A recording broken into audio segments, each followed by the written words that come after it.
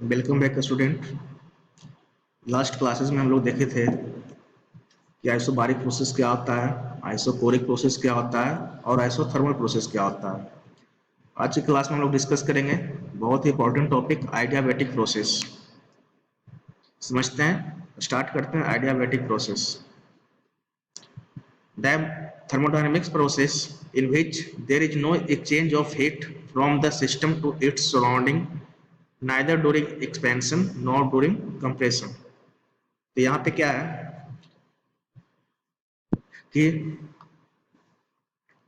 No exchange of heat. No exchange of heat का मतलब हो गया डी क्यू बराबर zero, change in heat supplied equal to zero. तो यहाँ पे एक्सपेंशन और कंप्रेशन जब होता है तो वहाँ पे हीट सप्लाइड क्या होता है, जीरो होता है। टेम्परेचर में चेंजिंग नहीं आता है, टेम्परेचर नॉट। ठीक है। तो यहाँ पे दो हम सिलेंडर लिए हैं और सिलेंडर के अंदर में क्या है, एक पिस्टन लगा हुआ है जिसमें गैस फिल है। This is the case of expansion, expansion का केस है, और this is the case of compression. ठीक है। एक्सपेंशन मतलब क्या होता है, गैस को एक्सपेंड कर रहा है, मतलब वॉल्यूम बढ़ रहा है। यहाँ पे क्या है, गैस को कंप्रेस कर रहा है। तो यहाँ पे क्या हो रहा है कि एक्सपेंशन और कंप्रेशन के केस में किसी भी सिस्टम में अगर हम एक्सपेंड करें और कंप्रेस करें तो वहाँ पे नो एक्सचेंज ऑफ हीट होता है। एक हम दूसरा एग्जांपल सबको समझाना चाहते हैं। सपोज करते हैं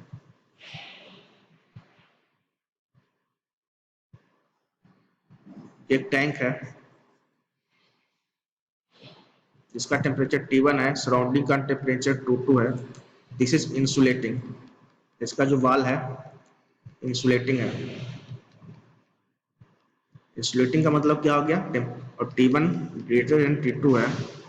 T1 हो गया इस सिस्टम का टेम्परेचर, T2 हो गया सराउंडिंग का टेम्परेचर। तो यहाँ पे हीट फ्लो कहाँ से होना चाहिए था, T2 से T1 से T2 के बीच में होना चाहिए, लेकिन हीट फ्लो नहीं होता है। क्यों नहीं होता है, क्योंकि ये वाल क्या है, इंसुलेटिंग वाल है, इंसुलेट किया हुआ है। तो इस केस में क्या हम लोग देख रहे हैं कि there is no exchange of heat, heat transfer नहीं हो रहा है। It means d q is equal to zero. हम लोग को याद रखना है कि एडियाबैटिक प्रोसेस में there is no exchange of heat होता है। नेक्स्ट हम लोग देखते हैं एक टर्म इसमें आता है गामा। गामा को हम लोग बोलते हैं आइडियाबैटिक इंडेक्स। जो गामा होता है it is the ratio of specific heat at constant pressure to the specific heat at constant volume. एक हम लोग और फॉर्मूला जानते हैं, मेयर फार्मूला, जो 8 से बराबर Cp माइनस Cv। इस दोनों फॉर्मूला को हम लोग आइडियाबैटिक प्रोसेस में हम लोग यूज करेंगे। तो हम लोग फर्स्ट इसका ग्राफ देखते हैं।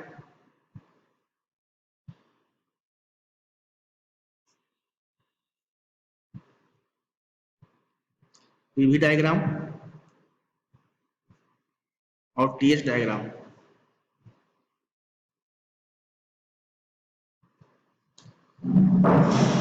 ये क्या है, by axis denote, by axis denote pressure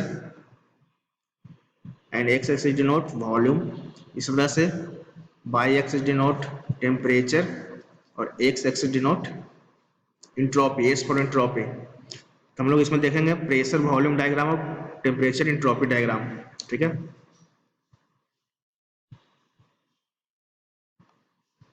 तो यहाँ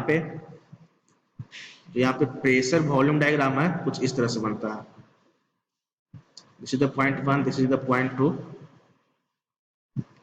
और जो टेम्परेचर और इंट्रोपी डायग्राम है कुछ इस तरह से बनता है। इसमें क्या होता है, इंट्रोपी का वैल्यू क्या होता है, कांस्टेंट होता है। तो यहाँ पे क्या हो जाएगा, इस लाइन को हम एक्स एक्सिस से मिलाते हैं, इस लाइन को हम वाई एक्सिस से मिलाते हैं।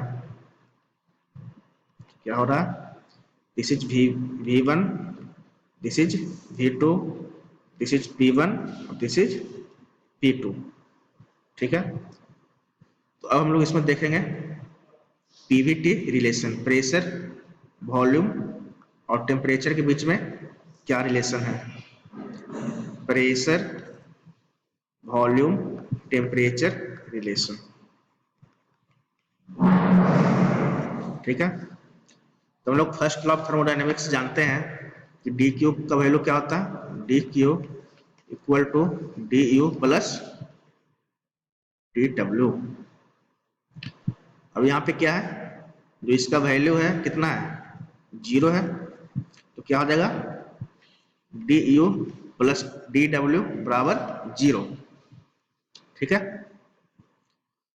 तो हम लोग जानते हैं कि चेंज इन इंटरनल एनर्जी जो होता है इसका वैल्यू क्या होता है, m c v d t, और बर्डन का फॉर्मूला क्या होता है, p into d v equal to क्या हो जाएगा 0। इस इक्वेशन को हम 1 मान लेते हैं। यहाँ पे डी टी का वैल्यू क्या आ जाएगा, minus p d v divided by में एम इंटू सी वी, इसको इक्वेशन नंबर 2 मान लेते हैं। ठीक है, और नेक्स्ट क्या है, हम लोग जनरल गैस इक्वेशन जानते हैं। जनरल गैस इक्वेशन क्या होता है,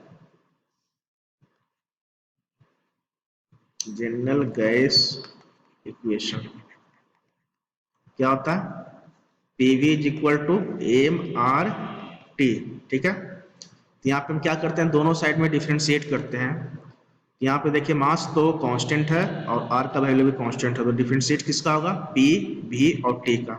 तो यहाँ पे क्या हो जाएगा, p into d v plus v into d p equal to m r d t. ठीक है, तो यहाँ से डी टी का वैल्यू क्या आ जाएगा, d t is equal to क्या हो जाएगा, p d v plus v d p divided by में एम आर। इस इक्वेशन को हम लोग इक्वेशन नंबर 3 मान लेते हैं। अब क्या करते हैं, जो इक्वेशन 2 था और इक्वेशन 3 था, दोनों को हम लोग क्या करते हैं, इक्वेट कर लेते हैं। Equating equation 2 and 3 we get, मुझे क्या प्राप्त होता है, minus p d v m into c v बराबर क्या हो जाएगा, p d v plus b d p divided by में m c p minus c v. ठीक है, तो यहाँ पे क्या हो जाएगा, एम से एम कैंसिल हो जाएगा, तो यहाँ पे हम लिख सकते हैं c p minus c v divided by में सी वी, इसको हम रीअरेंज कर रहे हैं, इक्वल टू क्या हो जाएगा, p d v plus v d p divided by में क्या हो जाएगा, p into d v, minus minus sign हम यहाँ ले लेते हैं। ठीक है, यहाँ पे हम लिख सकते हैं c p by c v minus 1। ठीक है, इक्वल टू क्या ले सकते हैं, -1 minus v d p divided by में पी डी वी। अब देखिए यहाँ पे क्या है, -1 से -1 क्या हो जाएगा, कैंसिल हो जाएगा। ठीक है, तो क्या बचेगा, देखिए क्या होता है, क्या बचेगा, c p by c v बराबर क्या हो जाएगा, minus v d p divided by में पी इंटू डी वी, ये बचेगा। देखिए क्या था यहाँ पे, अब c p by c v को क्या होता है, वो क्या लिखते हैं, गामा। तो गामा इज इक्वल टू हम लिख सकते हैं minus v by d v into d p by p, इसको रीअरेंज करके इस तरह से लिख लिया। ठीक है, अब देखिए इस पोर्शन को हम उधर ले जाते हैं, यहाँ पे क्या हो जाएगा, gamma d v by v plus d p by p equal to 0, इसको हम इक्वेशन नंबर 4 मान लेते हैं। ठीक है, अब देखिए क्या है यहाँ पे, इसको हम लिख सकते हैं, अगर जब इंटीग्रेशन करेंगे, तो यहाँ पे क्या आ जाएगा, gamma into d b by v plus integration of t p by t बराबर 0। यहाँ पे क्या आ जाएगा, gamma into natural log v plus natural log p equal to constant. ठीक है, तो यहाँ पे हम क्या लिख सकते हैं, ln नेचुरल लॉग v के पावर गामा, एक प्रॉपर्टी होता है लॉग का जिसके थ्रू लिखे हैं, ln v के power gamma plus natural log of p is equal to constant. ठीक है, अब इसे हम लोग क्या लिख सकते हैं,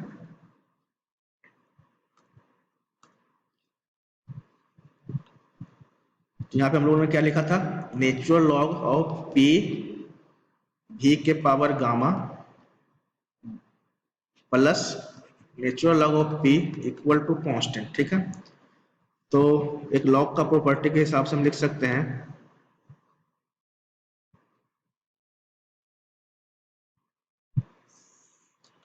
हाँ, तो वहां पे क्या था, एल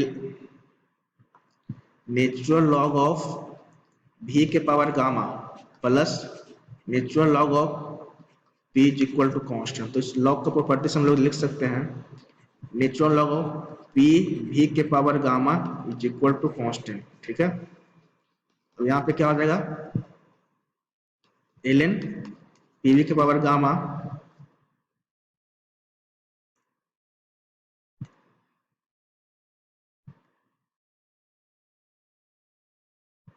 क्या था, यहाँ पे pv के power gamma is equal to natural log of c। अगर यहाँ पे एंटी लॉग लेते हैं तो क्या हो जाएगा, pv के पावर गामा, pv के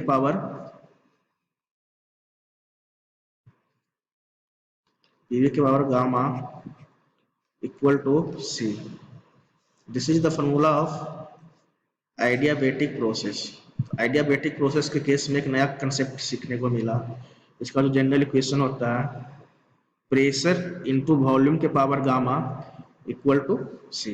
तो यहाँ पे बाई क्या है, बाई नॉट, गामा क्या है, गामा इज आइडियाबेटिक कांस्टेंट, गामा क्या है, आइडियाबेटिक कांस्टेंट। ठीक है, अब देखते हैं जनरल गैस इक्वेशन के लिए क्या निकालते हैं। तो क्या था, p v gamma is equal to constant. ठीक है, तो यहाँ पे हम लिख सकते हैं P1 V1 के power gamma is equal to P2 V2 के पावर गामा। ठीक है, तो यहाँ पे हम क्या लिख सकते हैं, P1 by P2 equal to V2 by V1 के पावर गामा, लिख सकते हैं ना। अगर हमको इसका रेसिप्रोकल करना है तो क्या लिख सकते हैं, V1 बाई V2 बराबर P2 बाई P1 के पावर 1 बाई गामा। तो ये जो अलग अलग इक्वेशन प्राप्त हो रहा है, जो हमें न्यूमेरिकल क्वेश्चन में यूज होगा। ठीक है, नेक्स्ट है जनरल गैस इक्वेशन। क्या होता है, क्या होता है, P1 V1 by T1 is equal to P2 V2 by T2। इस इक्वेशन को यूज करके हम लोग निकालते हैं नया फॉर्मूला। तो यहाँ पे हम लिख सकते हैं P1 बाई P2 बराबर क्या होगा, T1 by T2 into V2 by V1। ठीक है, तो यहाँ पे हम लिख सकते हैं P1 बाई P2 का वैल्यू कितना आया था ऊपर से, V2 बाई V1 के power gamma equal to T2 by T1 into V2 by V1। ठीक है, अब देखिए अब क्या होता है, T1 बाई T2 को हम लेफ्ट हैंड साइड ले आए तो क्या बचा, V और V2 by V1 power gamma को हम राइट हैंड साइड में लेंगे into V2 by V1 power -1, ठीक है। यहाँ पे T1 minus T1 by T2 है, क्या हो जाएगा V2 by V1 power gamma -1। एक नया फॉर्मूला मिल गया, एक नया इक्वेशन आ गया। T1 by T2 is equal to V2 by V1 की पावर गामा -1। नेक्स्ट देखते हैं जनरल गैस इक्वेशन क्या था, P1 V1 by T1 equal to P2 V2 by T2, ठीक है। यहाँ से हम लिख सकते हैं V1 by V2 equal to क्या होगा P2 by P1 into T1 by T2, ठीक है। तो ऊपर में हम लोग देखे थे V1 बाई V2 का फॉर्मूला क्या था, P2 बाई P1 के पावर गामा। हम लोग इस चीज को पढ़ चुके हैं कि V1 बाई V2 का वैल्यू P2 बाई P1 के पावर गामा किस तरह से आया। उसके बाद P2 बाई P1 है इंटू T1 बाई T2 है, ठीक है। अब देखिए हम T1 बाई T2 को रीअरेंज करते हैं इक्वेशन को, क्या हो जाएगा P2 by P1 power gamma into P1 by P2 हो जाएगा। यहाँ पे क्या है, अगर इसको हम P1 बाई P2 के फॉर्म में लिखें तो यहाँ पे क्या आ जाएगा -1 by gamma into P1 by P2 हो जाएगा, ठीक है। यहाँ पे क्या हो जाएगा P1 बाई P2 -1 की पावर गामा +1, यहाँ पे क्या हो जाएगा P1 by P2 power gamma -1 by gamma. तो एक नया फॉर्मूला आ गया T1 बाई T2 के केस में। तो अलग अलग रिलेशनशिप मिल रहा है, जो इस रिलेशन को हम लोग न्यूमेरिकल क्वेश्चन में यूज करेंगे। अब हम लोग देखते हैं कि आइडियाबेटिक केस में वर्क डन क्या होता है। वर्क डन का तो जनरल फॉर्मूला क्या हो गया आइडियाबेटिक का, PV gamma is equal to constant. This is the expression of adiabatic process whereby gamma is adiabatic index और P for pressure, V for volume और C for constant। तो यहाँ पे क्या होता है वर्क डन का फॉर्मूला, तो यहाँ से हम क्या लिख सकते हैं बताइए, इसके बराबर हम लिख सकते हैं P is equal to C by V के पावर गामा, ठीक है। तो इस रिलेशन को हम लोग यूज करेंगे कहाँ वर्क डन का फॉर्मूला में। तो वर्क डन क्या होता है W is equal to integration of P dV, ठीक है। यहाँ पे हम P का वैल्यू पुट करते हैं, तो P का वैल्यू क्या है C बाई V के पावर गामा इंटू dV, ठीक है। तो C क्या है कांस्टेंट है, तो कांस्टेंट को हम बाहर निकाल लेते हैं, तो C constant integration of dV by V के पावर गामा, ठीक है। तो इंटीग्रेशन क्या हो जाएगा फ्रॉम कहाँ से 1 to 2, 1 से 2 तक, सिस्टम 1 फ्रॉम 2। तो यहाँ पे क्या हो जाएगा C को हम बाहर निकाल लेते हैं, इंटीग्रेशन 1 to 2, इसको हम लिख सकते हैं V के power minus gamma into dV, ठीक है। अब क्या होता है उसका इंटीग्रेशन करेंगे तो क्या हो जाएगा C V के power minus gamma +1 divided by में माइनस गामा +1, कहाँ से कहाँ तक 1 से लेकर 2 तक। एक इंटीग्रेशन का फॉर्मूला होता है, अगर x के पावर n है इसका इंटीग्रेशन निकालना है तो क्या हो जाएगा x के पावर n +1 डिवाइडेड बाय में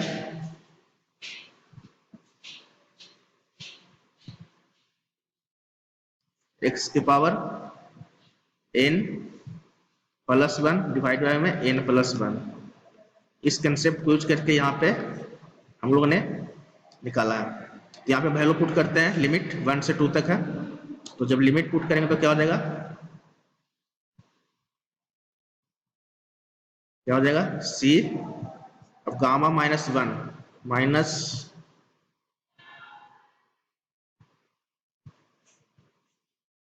गामा प्लस 1 है, क्या हो जाएगा V2 minus gamma plus 1 minus V1 minus gamma plus 1। ठीक है,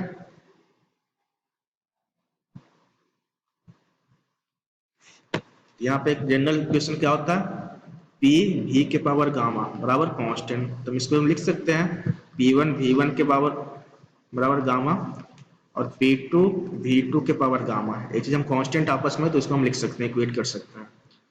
तो जहां जहां पे C था वहां पे हम एक बार वैल्यू पुट करेंगे P1 V1 के पावर गामा, एक बार वैल्यू पुट करेंगे P2 V2 के पावर गामा। ठीक है, यहाँ पे बर्डन क्या निकल कर आ रहा था, C by gamma minus 1 V2 minus gamma plus 1 minus gamma plus 1, और यहाँ पे क्या था minus V1 minus gamma plus 1। इसको हम लिख सकते हैं 1 by 1 minus gamma 1 minus gamma C into V2 minus gamma plus 1 minus C into V1 minus gamma plus 1। ठीक है, अब एक बार C का वैल्यू क्या पुट करेंगे, यहाँ पे वॉल्यूम 2 है तो दूसरा सिस्टम के लिए पुट करेंगे, तो 1 माइनस गामा यहाँ पुट करते हैं P2 V2, ठीक है, P2 V2 into V2 minus gamma plus 1 minus P1 V1 के power gamma into V1 minus gamma plus 1। ठीक है, तो यहाँ पे क्या हो जाएगा 1 बाई 1 माइनस गामा, हम इसको लिख सकते हैं P2 V2 के पावर माइनस गामा प्लस 1। ठीक है, यहाँ पे क्या था गामा था plus gamma minus P1 V1 gamma minus gamma और प्लस 1। यहाँ से क्या हो गया minus gamma plus gamma cancel, यहाँ पे क्या बचा, क्या बचेगा 1 by 1 minus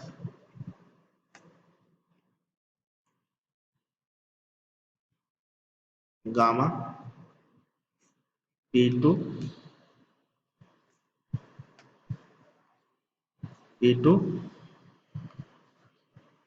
V2 minus P1 V1। ठीक है, तो फॉर्मूला किसका आ गया बर्गडन का। अगर इसको माइनस कॉमन लेते हैं तो क्या हो जाएगा 1 by gamma minus 1 P1 V1 minus P2 V2। This is the formula of work done in the case of adiabatic process।